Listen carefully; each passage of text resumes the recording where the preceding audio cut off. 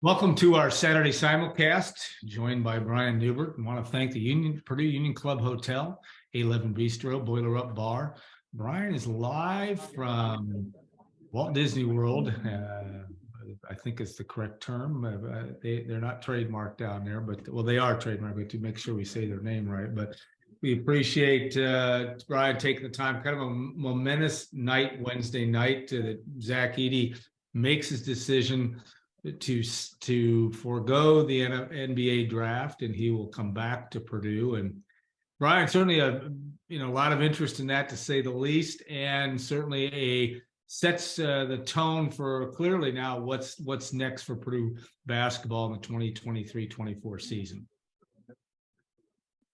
Yeah, obviously having the consensus National Player of the Year back is a positive thing. Yeah.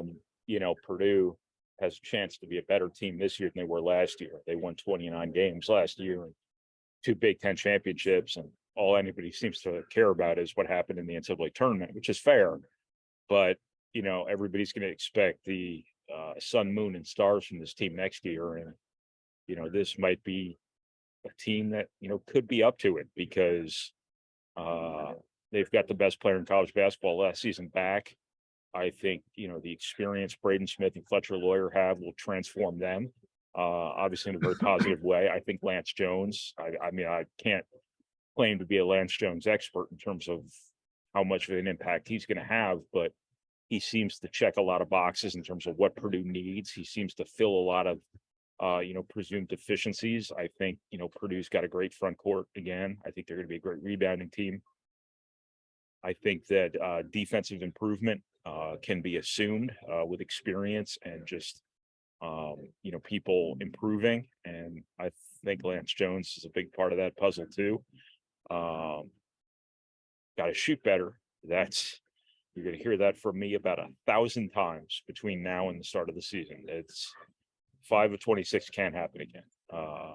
That's what ended Purdue's season. A lot of things went wrong in that FDU game, but you make 2 more threes and everything's different. And you just can't let that happen again. You have to shoot better. You have to maximize the advantages Zach Edey gives you in more ways than just riding Zach Edey. You have to take advantage of his presence, his influence, the gravity he has on games, things like that. And but Purdue's been number 1 in the country, 2 years in a row now, and they seem to be capable of being right back in that conversation this year, because they can be really good. Now the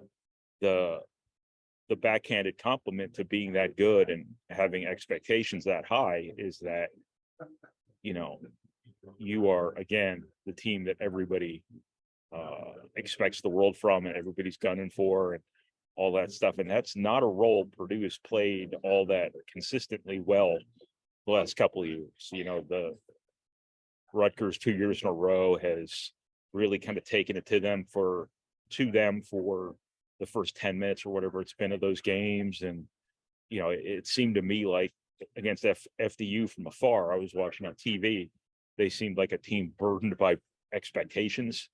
That might have just been me imagining things. But they're going to have to handle that. They're going to have to understand too that they're going to hear a lot of stuff about the NCAA tournament all year long. This is going to be another year-long panic attack for Purdue fans, I'm sure, because every time Purdue loses a game or every time the opponent goes on an 8-0 run, it's going to be, this is going to happen in March. It's going to end the season, but they've got I don't want to say they have everything, but they've got a lot of pieces, a lot of assets, to be really good. And I think experience is a big part of that now. And the reality is that Purdue won 29 games last season, won the Big Ten title, won the Big Ten tournament title. And that wasn't their year because the 2 guards were true freshmen. And we saw in the NCAA tournament this year how much experience at guard matters. And now Purdue not only has the best player back, the best player in college basketball back, but they've got depth around him. And those guards are closer to being grown-ups from a basketball perspective. Now, Braden Smith is going to be a different player this year. Fletcher Lawyer is going to be a different player this year. Purdue's going to have an off season, a normal off season. They did not have one last year because half the team was standing on the sideline all year. They have the European trip in August that can at least give them some, quote unquote games under their belt. I don't know how competitive that's going to be, but yeah, I mean that they have every reason in the world to expect great things this year. And I don't think there'd be anything wrong with Purdue walking into this season, believing their own hype, because confidence is never a bad thing. And everybody says we have to tune it out. I've never really understood that. Like, if you're the best team in the country, carry yourself like the best team in the country. Embrace it. And, I think some things mentally about Purdue's collection of guys this year is going to be put to the test. This is a long answer to a short question, but yeah, Zach Edey's a great player. He's a great offensive player. He's a great defensive player.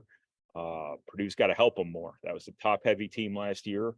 They need more balance. They need to do some different things, but this is one of those situations where, people are going to expect everything from Purdue, and Purdue might be up to it.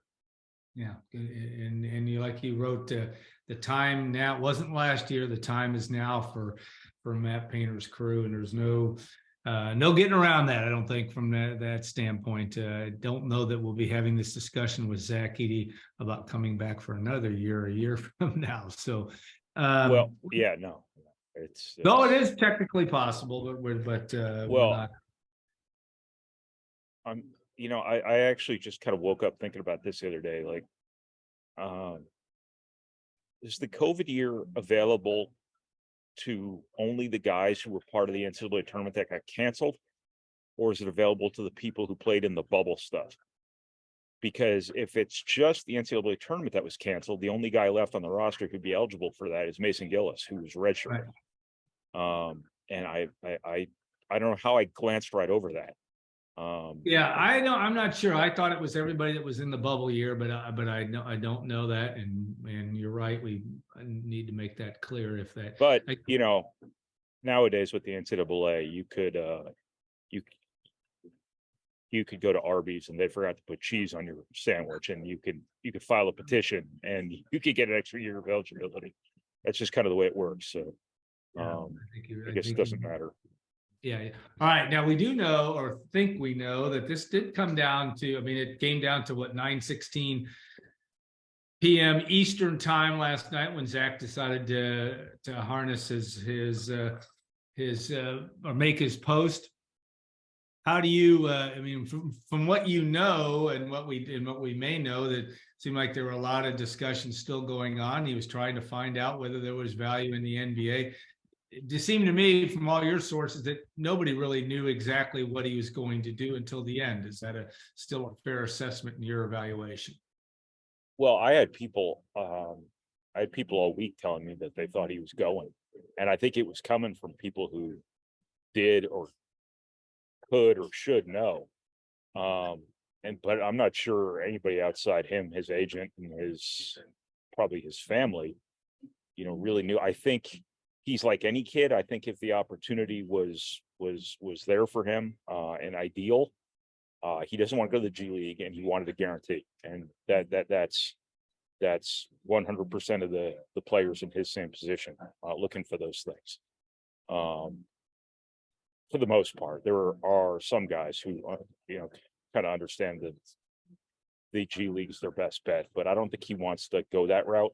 Ultimately, he might have to do that after next year, but I think he just gave the NBA every opportunity to say, we are drafting you. If we don't draft you, we are signing you to a guaranteed contract as an undrafted player. That would be very rare, but he's just looking for some sort of guarantee, and guarantees are hard to come by. Very hard to come by, and they're not worth paper they're written on. If they're written, they're a contract. So I guess they're not written, but it helps when you have an agent with the sort of influence Mark Bartelstein has, because when you owe him favors, that can help some of his clients or vice versa. But I think he was he was ready to go if the right phone call came, and it must not have come. That being said, his approach all along was that he has no bad options. I genuinely think he enjoyed last season up to the end. I think he enjoyed his teammates. I don't know if he, enjoyed the getting punched in the kidneys every Big Ten game and not getting foul calls, but we're going to be talking about that again all year. Lovely. Yes, But I think that Purdue all along has been a very palatable option. But this is not failure. That this is simply the time, not now. Obviously, his category of player is not the one that is particularly in vogue right now in the NBA, and may never be again. So I think he probably understands that, and will just have to find his way in the professional ranks after next season. But obviously, these are very different times too. This is not a situation where he's coming back to Purdue with his tail between his legs. I mean, he's going to make more money probably in college for his last year than he might have made, in some sort of level of professional basketball, working his way up. He will do very well on the NIL front, I believe. He will have a chance to obviously have be part of a great team with teammates he likes once again. But it's also, I think he genuinely was pissed off the end of last year about the way it all ended. So like everybody else for Purdue, it's all going to come down to the NCAA tournament. It's going to be one of those years where just the only thing anybody outside the program cares about is what happens in the NCAA tournament, because Purdue's lost 3 years in a row after 2 years after coming within an eyelash of the Final Four, and it's sort of becoming an albatross here. And last year's loss was awful, and I think he took it personally.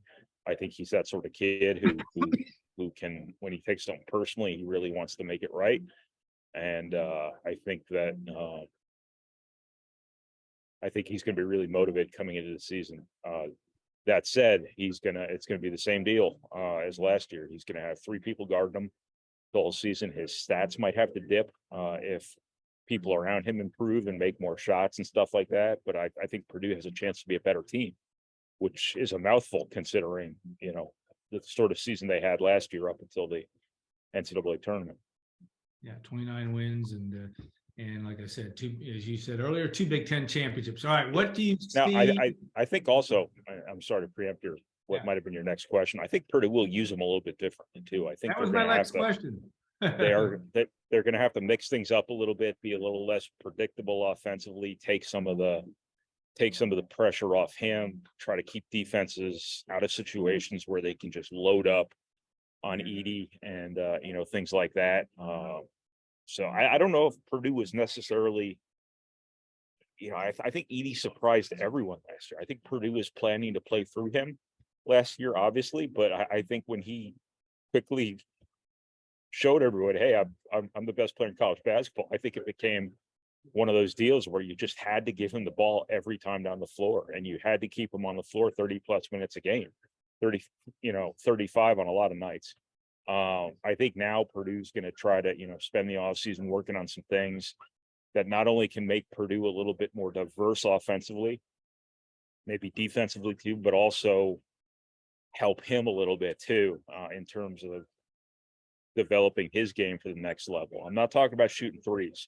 If he wants to shoot a 3 or 2 a month, great, but that's not going to be a huge part of what he does this year. I think they're going to try to use him in a little more dynamic sort of offense, more dribble handoffs, more ball screens, things like that. They're going to use him as a dive man more, probably slipping stuff off screens the way like guys like Matt Harms used to do things. Now that's a big boy, crashing the rim there. So we're going to see how a lot of this stuff goes. But look, the reality is, and you're going to hear me say this over and over and over again, is Purdue has to help him. They are going to ask Braden Smith to take on a much larger scoring role. I guarantee you that they're going to ask Fletcher Lawyer to take on much more of a scoring role. They're going to need more transition offense. They're going to try to use, I think, Miles Colvin and Camden Heide a little bit more in transition, get the ball and go. You have a point guard who's wired that way, but throwing the ball ahead and trying to be fast, that's the antithesis of having Zach Edey on your team. But it's something that I think they're going to try to, be more mindful of, be more, prioritize a little bit more. Purdue's just got to make shots, man. I mean, that's all there is to it. I think Trey Kaufman-Wren's going to be a bigger part of their offensive mix. I think you're going to see them try to play him and Edey together. I've always thought that was wonky as hell from a spacing perspective, but you got time now to practice this a little bit more in advance of the season, and maybe those two can coexist a little bit, and you can have another scoring asset out there at the 4, whereas Trey Kaufman-Wren was exclusively their backup 5 for the most part last year. I don't think Caleb First played center at all. I'd have to go back and look, but I won't. I think he did a little, but not a lot. He what? He did a little, I think, but not very much. You're right. That might have just been foul trouble deals, if I recall correctly. Yeah. But I thought going into last year, First was their backup center, and Kaufman-Wren was going to be their backup 4. I think Kaufman-Wren's body during his redshirt year went the opposite way of where it needed to go for him to play away from the basket a little bit. He got bigger and stronger. Now he needs to get a little quicker and lean down a little bit. I think First was better defensively in switches and things like that. So he ended up, at the 4 more often. I think you might see that flip a little bit this year, provided Kaufman-Wren can handle the defensive part of it, stretch the floor a little bit more with his shooting, to open up space for Edey. Maybe if they use Edey a little bit more away from the basket, maybe that sets up some high-low stuff for Kaufman-Wren. You would see Zach Edey feeding the post. That'd be fun. Yeah. But I think they just need more avenues for offense. They just need to take some pressure off Edey. If he's taking fewer shots next year, if he's getting fewer touches, that might not be a bad thing for Purdue. That might mean that some other things have started to click, and now all of a sudden you're more of a complete team, whereas last year you were so top heavy. I always compared it to and nobody gets this, but I always compared it to the scene in the opening credits of the Flintstones where they put the big ass thing of ribs on the side of the car and it tips over. I thought that was Purdue's balance offensively last year. It was all Edey and everything else tipped over because he had so much responsibility. I think those freshman guards are going to be ready for much more now. And I think you're just going to see a more complete offensive team.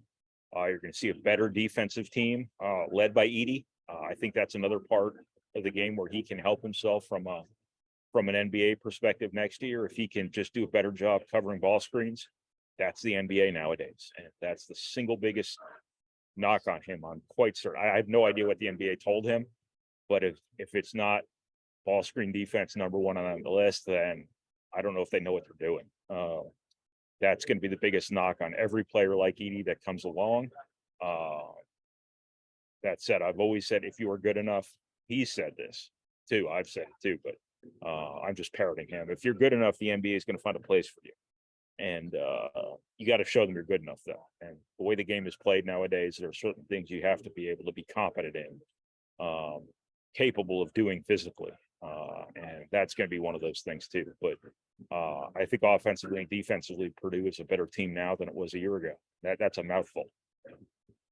Yeah, no doubt. And I do get your Flintstones reference. It's right in my wheelhouse. It was years before you were born when I was watching that. So I never understood what it was. It looked like it was a big rack of ribs, which it was. It was a rack of ribs. What did I say? But I didn't get it. I don't think I figured that out till at least the mid to late 80s. So I assume it was ribs from a dinosaur because it was so they were so big. Yeah. I don't know what sort of creature would have ribs that big other than a dinosaur. Yeah, it had to have been dinosaurs. I just didn't know what kind of barbecue sauce was on. I mean, flipping a car. I mean, think about how big those ribs have to be. Albeit a feet propelled car. Yeah. So that might have made it lighter weight. I don't know. You think? It could have been. It's fun. We are overwhelming all our younger viewers right now. Yeah, and then and sending them right to the stop button. All right. I know that Purdue's going to have a basketball reunion, which I think it's going to be August 6th. That's Saturday. There'll be a game, which will have, I'm sure, a great deal of interest now before the Boilermakers take off for their European tour. There'll be that to look forward to and other things as well. So safe travel. Anything else you want to add to the fray besides Flintstone stuff? I was going to say we'll go on to Mr. Dienhart next, talk some football and some scheduling and all that. But if anything else, we'll look forward to getting you back up here in Indiana. I know you just can't wait to get back to this. God, it's going to be hot in Indiana this weekend. Every part of my body hurts right now from walking around for 2.5 days. Every bone, every no sunburn.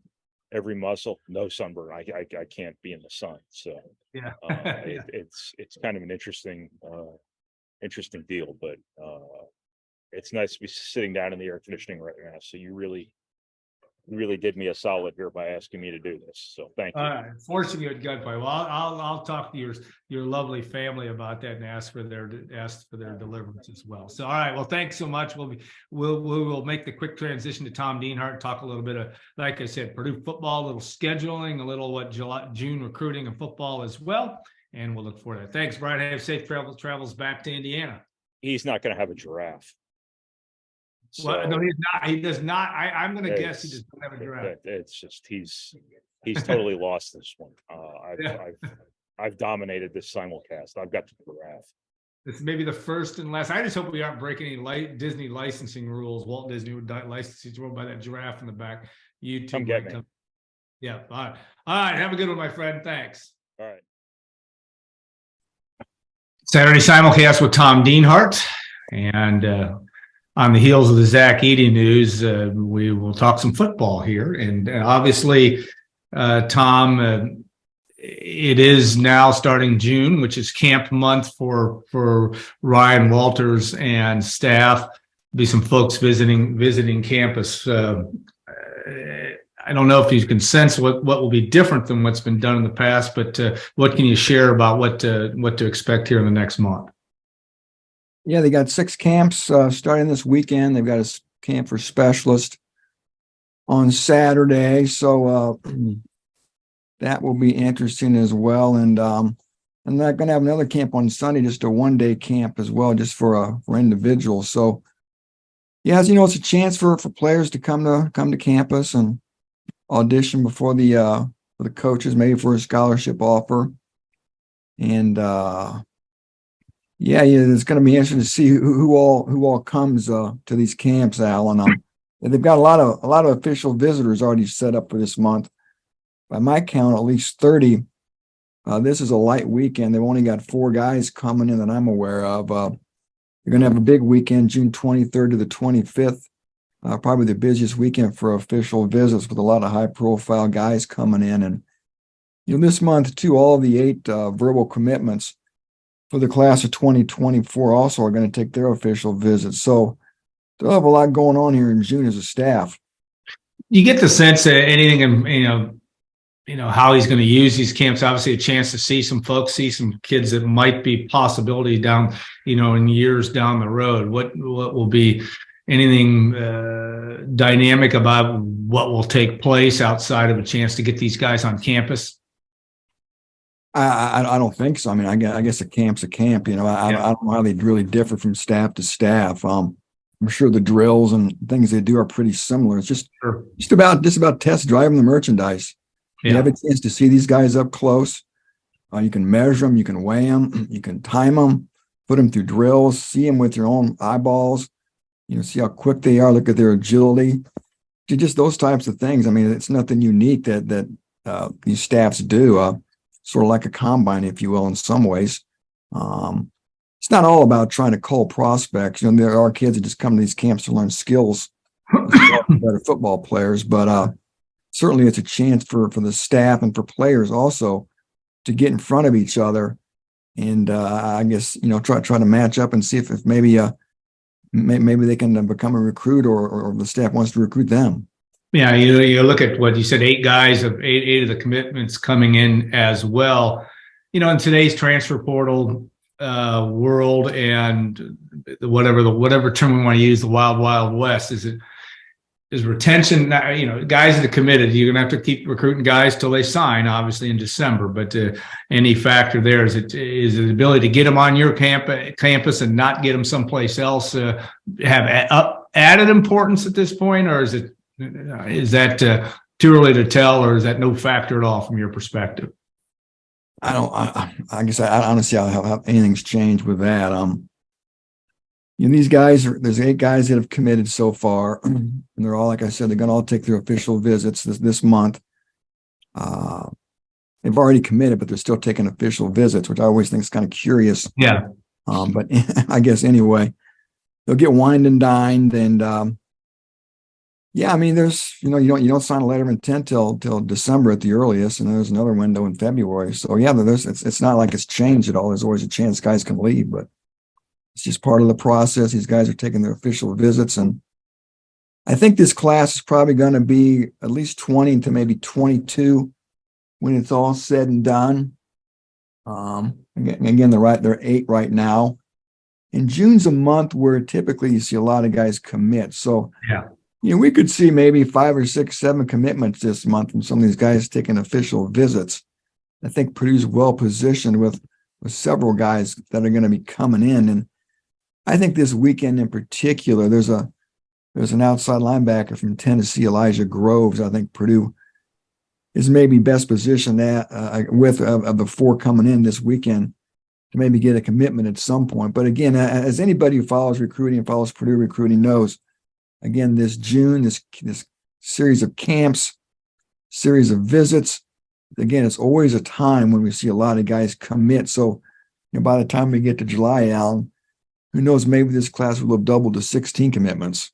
Yeah, head on a swivel month, certainly from that standpoint, because you got it certainly has been a busy month, even in past years since the calendar changed, which is 3 or 4 years ago. So that will be interesting to watch. All right. The scheduling news came out this week, and just in terms of timing, some interesting things, I guess, to know that you're going to play at least your first 2 games look like at noon when Purdue takes on Fresno State and goes to Virginia Tech.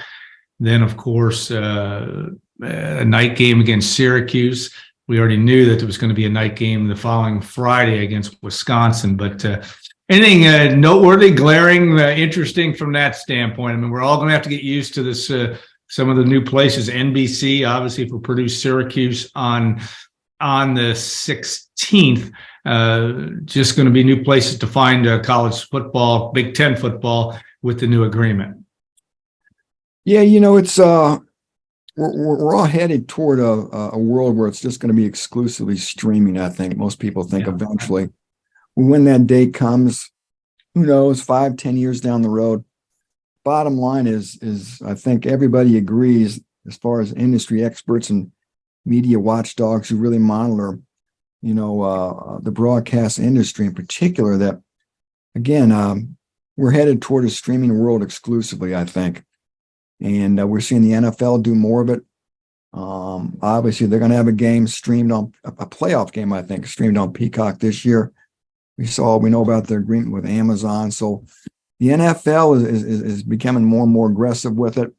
And we're seeing the Big Ten sort of dip its toe in it with streaming some games on Peacock, which is of course, the premium content partner of NBC.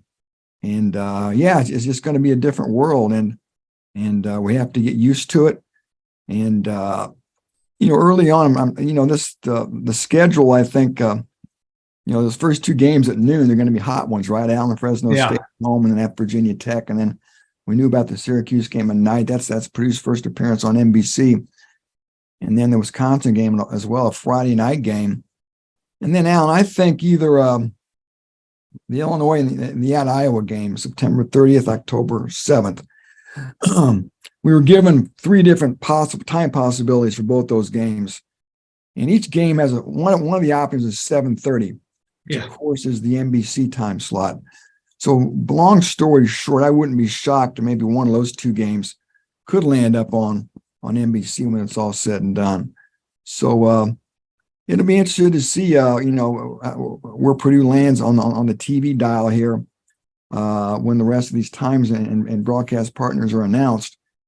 I think it's been reported, Alan, that NBC is going to air 15 games this year, Big Ten games, and they're going to have 9 on Peacock. CBS is only going to have 7 games in 2023, Big Ten games. It'll be interesting to see if Purdue gets a CBS game this year. So, it's always kind of fun to watch this TV schedule sort of unfurl before our very eyes. Yeah, the CBS time slot, 3:30. Is that what it is? Yeah. Again, that's in Illinois and Iowa and Nebraska. All 3 of those were possibilities for starts for Purdue too. So maybe Illinois, Iowa, and Nebraska game could be slotted on the CBS at some point too. Yeah, and it'll take place where it used to be the SEC. One thing will be interesting to see, and of course you talked about that streaming game, and I guess Purdue will go head to head. If I read it right on Thursday morning, that Purdue Syracuse will be on the big NBC, and I think it's Michigan State and Washington on that streaming service. Mm-hmm. Yes, you're right. You're exactly right. It is the way. I think you're right that this is where it's all headed. How fast it gets there. And there'll be some gnashing of teeth about that. It already has been about the NFL and on streaming, and certainly more of this in college. But that will be a glaring example on the 16th of how games will go head to head, and one will be on the broadcast air, Purdue Syracuse, and one will be streaming. Again, that new world that we're all embracing. Yeah, it's kind of clunky. Anybody who's tried to watch multiple games at once, we're used to the remote control days where you can just toggle between channels. Obviously, with streaming, you got to get in and out of apps, and it's again, like, I think clunky is a good word. It's not smooth. It's a little bit more time intensive. It's not as quick of a viewer experience as we're used to with cable and our remote controls. So that's the one thing you always hear people sort of talk about. So, it's here, Alan, and I guess ESPN's already talking about going totally streaming in a few years as well. So again, this is the new world that we're living in. And in the Pac-12, Alan, watch the Pac-12. Yeah, we've been waiting months for them to announce their TV deal, and they're supposed to have some streaming component as well. Their streaming component could be even bigger than the Big Ten's. It may need to be if they want to get the dollar figures that they desire. So it will be interesting to see how deep the Pac-12 goes with streaming in their upcoming TV package when that is announced. Who knows, maybe in a month or so. Yeah, smart TVs can toggle some back and forth. I haven't fully figured out mine yet, but you're right. It'll come to a point where you can probably throw them up on the screen if you're streaming them, but not everybody's there yet. And it is going to be a big adjustment for folks. I just don't know. You open up your Amazon app and you watch your Amazon game. Then if I want to watch a game on YouTube TV, well, I got to open up my YouTube TV app and get out of my Amazon app. If I want to watch on game Peacock, I got to get out of my YouTube TV app, then upload or launch my Peacock app. So again, it's just, you got a smart TV. You know what you have to do? You have to launch an app. Yeah. You have to find your program. Then if you want to watch something else on another app, you got to close that app out and open up another app. So it's just not a real smooth experience. Yeah. My guess is it'll morph into it over time, but you're right. Maybe it will. I mean, there's smarter minds than I that I'm sure. Oh, yeah. maybe they'll end up coming up with some type of a hub, a catch-all hub where it's a smoother and a more clean experience to go between apps. But boy, Alan, it seems like we're regressing from the days where we could just, flip our remote and toggle between previous channel and even get up from our seat, Alan, and turn the dial on the TV like we did back in 1975. Yeah, no doubt. It'll adjust, but it's going to be an interesting time frame. All right, Tom. Well, we'll look forward to your coverage, obviously, throughout the month of June. And we'll also, obviously there'll be more football news as we go. I did get a kick out of your ranking the best players in the Big Ten. My only question, everybody has, was Luke Fickell seemed lower than I would have anticipated. I agree with your Pat Fitzgerald. but a good read nonetheless. Really interesting that everybody in the league has played it. I was amazed that you're able to get some pictures of some of those guys playing at East Stroudsburg State, et cetera. But a good read It's is kind all. of fun. It's just kind of a fun thing, the slower time of the year. So yeah, just like I said, just something a little bit different, a left turn, and maybe it's something people enjoy as a diversion. Hey, real quick too, Alan, transfer portal. Yeah. Purdue's not done yet. Again, by my count, they've accounted for 83 of 85 scholarships. But I do think, Alan, that they want to get another offensive lineman. I'm pretty sure they've got a guy that they're targeting, that they hope they can get. So keep your eye on that. We may not hear about that till July, though. I think the guy's got some schoolwork he's got to clean up. And I got to think, too, Alan, they may want to get a linebacker if they can at some point this summer after they lost Jacob Wahlberg. The inside linebacker position, to me, is awfully thin as well. So those are just a couple of things to keep your eye on. I think there's still going to be some portal additions here this summer. Nothing wholesale, but look for a couple of dribs and drabs here, I think, the next couple months or so. Yeah, and you did report on the Sean Stevens situation, not able to get in. Yeah, That was too bad. It was too bad. They would have taken him. I think if they get another defensive end, I think they would take another defensive end, Alan. Otherwise, I'm not sure if they've got any real glaring needs outside of, I think, inside linebacker and offensive line at this point. I guess if they could get a cornerback, they would take him as well. So they'll have to make the numbers work. I'm sure they can figure that out. But May 29th, all the players got back to campus, Alan. They're going to begin their summer workouts. And I checked, all the transfer portal guys that they got this winter have all enrolled. I think there are 13 of them. And that's important to know, because these portal guys, there's nothing that binds them to schools until they enroll. A couple of years ago, Purdue had a guy commit, then not come. He switched schools. So there's no letter of intent for portal guys, I guess is what I'm trying to say.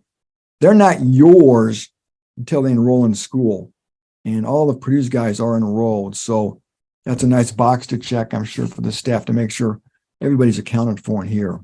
Yes, and a point of reference, too, for those of you who may not know, Sean Stevens is a cornerback that Purdue was trying to get a 6-year eligibility waiver from the NCAA. Did not happen. I think it was even a 7th year, Alan. The 7th, yeah. I'm sorry. Yeah. So, and did that surprise you at all? I mean, I was told it was going to be a long shot, and I've talked to Sean and texted with him lately. I'm going to have a little conversation with him and boiling over that I'm sure people may have read Thursday. So anyway, yeah, he was disappointed, and I sort of chronicled the situation in something I wrote a month or two ago. Right. But I was told by people around the situation that it was probably going to be a long shot. His initial request was denied. He filed an appeal, and this time the appeal was denied. So he told me he's going to go play football at Ferris State up in Michigan. But again, if he would have got that year, Purdue certainly was going to take him. Yeah. All right. It's the brave new world, my friend. So, hey, Tom, we thank you so much for all you're doing. And we also thank all of you for watching and listening to the Saturday Simulcast brought to you Union Club Hotel. We appreciate them, too, and Vicki Wicks and the group there, that all they do for us. So have a great rest of your weekend, and we'll look forward. We'll probably be back in a couple of weeks with another show, kind of in our summer week on, week off rotation. There won't be any crazy news like Zach Edey, I don't think, in the next 2 weeks. Nutty last night. Hey, I didn't get what was your take on this? You watch media stuff. Yeah, I don't. It seemed like it was 50-50, right? Coming on right up to the witching hour, if you will. And I think that's true. I kind of thought maybe he would leave. I just think he comes back. All these experts are going to pick his game apart even more. He was at the peak, the zenith of his college career when this last year ended, aside from the loss in the tournament. But personally, Alan, as you know, what didn't he accomplish? And it's going to be hard to repeat that. People are going to expect him to repeat that. I mean, I'm glad he's back for the fan base, and personally, yeah. it's going to be really exciting too. But, and again, Alan, if he comes back and if he does average 30 points again, he's not going to become a lottery pick. No. And he's probably not even going to become a first round pick next year. So I think he sort of is what he is at this point. Again, I don't think he can really enhance his stock as an NBA player, but obviously Zach Edey's got other things that matter to him. And boy, it's kind of cool to see a guy come back to college like this, bona fide star, to see what he can do. And boy, Purdue's going to be in a white hot spotlight from the opening tip this year. It's going to be a very fun, exciting year. Yeah, no doubt. Ralph Sampson, I think the last one to go back to back. National Player of the Year. That's, I suppose, is possible. Of course, Oscar Tshiebwe would have thought that was possible last year. It did not happen for him, but Yeah. Going to be an interesting time and fun to watch, certainly. And Zach Edey, a class act and a good guy for college basketball. He'll be back at Purdue. All right, we'll finally put an end to this. Thanks again, Tom, and we'll look forward to in our next Saturday simulcast on goldenblack.com.